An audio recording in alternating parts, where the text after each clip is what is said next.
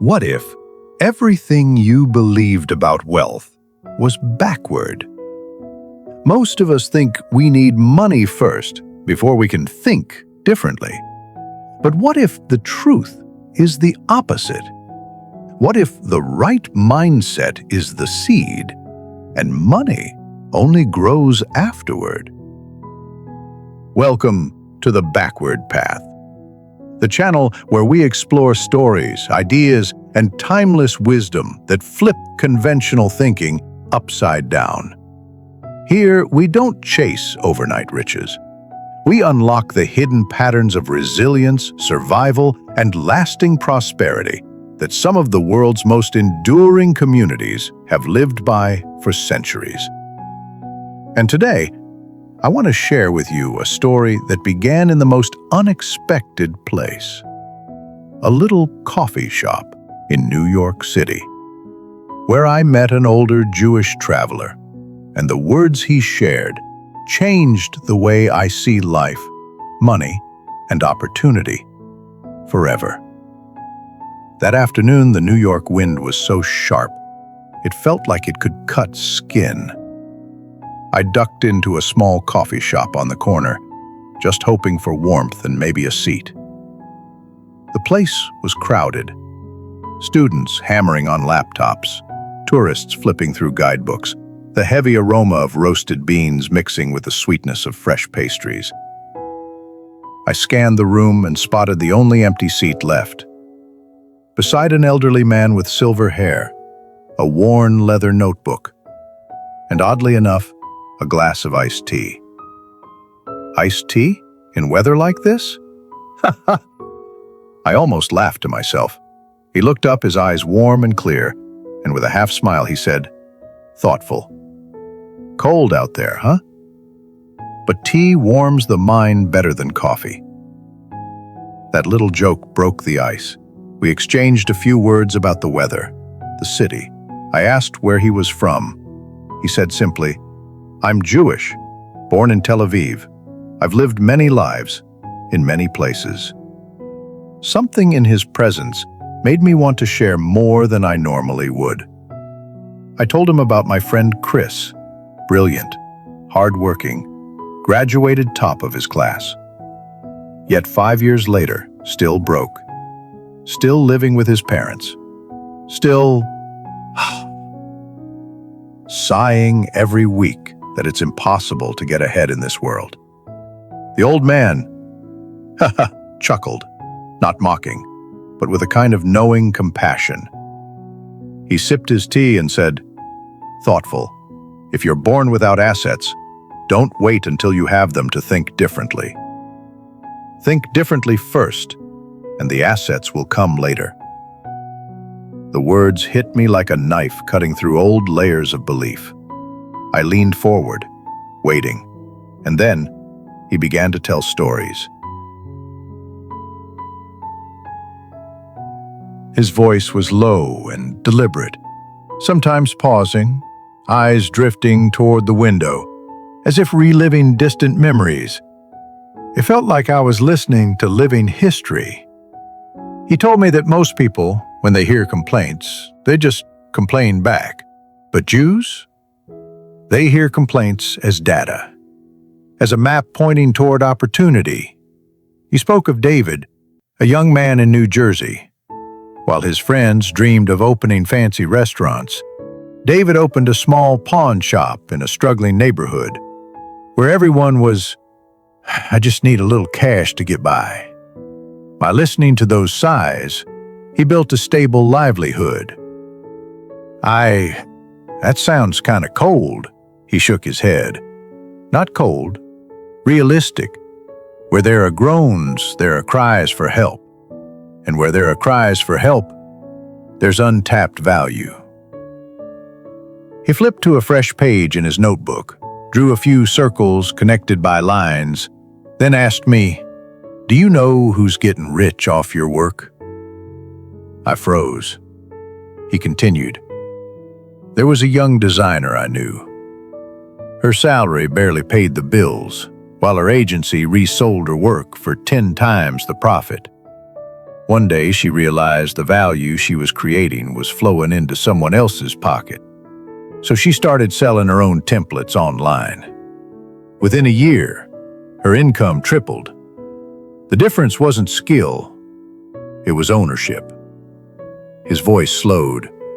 Most people ask, "How much am I making?" Jews ask, "Who's becoming wealthy because of me?" A chill ran down my spine, not from the winter outside, but from the truth sinking in. His eyes lit up as he leaned in. Americans think in quarters, in years. Jews think in generations. We don't chase short-term gains. We plant seeds for our grandchildren to harvest. He told me about Tony, an immigrant selling egg sandwiches from a pushcart. At first, everyone thought it was just survival. But Tony taught the recipe to his brother, added a second cart, then a third. Later, his daughter studied marketing, built a brand around Tony's sandwiches. Now the family runs 6 carts across the city, each person managing part of the business. The old man smiled. Tony wasn't selling sandwiches. He was building a trade for his family line. The conversation shifted. His tone softened, thoughtful. Failure for us is not the end, it's tuition. Once you've paid, you'd better earn something from it.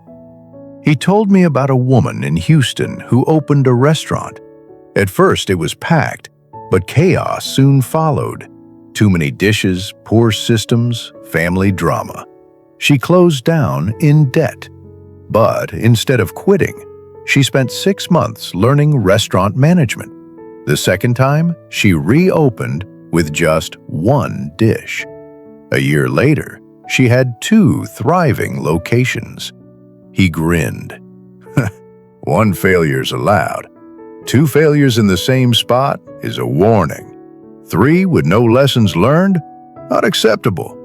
Each story landed like a hammer, sharp and unshakable. He went on about a young film lover whose friends spent thousands on cameras. He bought a $200 used projector, hung a sheet in his schoolyard, and screened movies for free. Kids came to watch, but he made money on snacks and drinks. 3 months later, he'd expanded. The old man chuckled. The difference is simple. People buy what they like. He bought what others needed.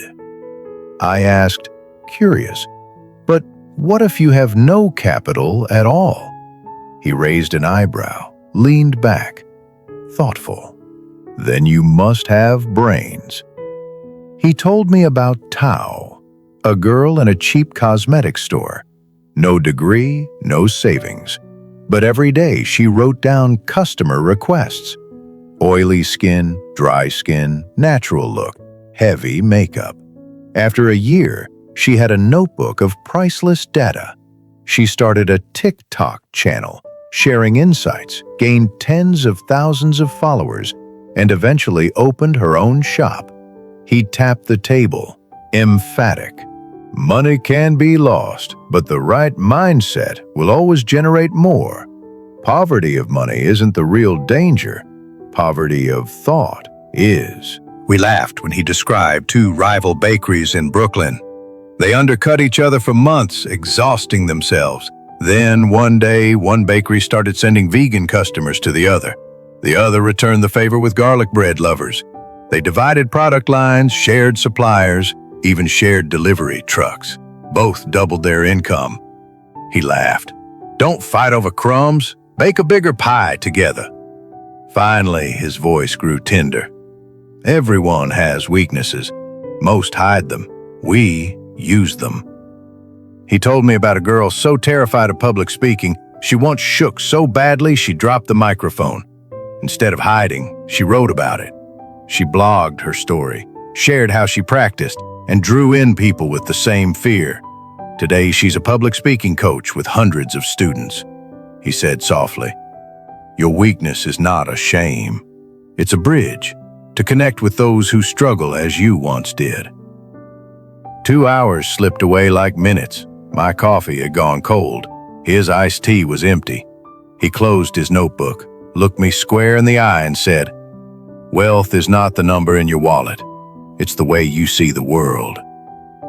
I sat frozen, realizing that every story tied back to the same lesson: listening to complaints as opportunities, knowing who profits from your work, thinking in generations, treating failure as tuition, buying what others need, turning rivals into allies, transforming weaknesses into assets.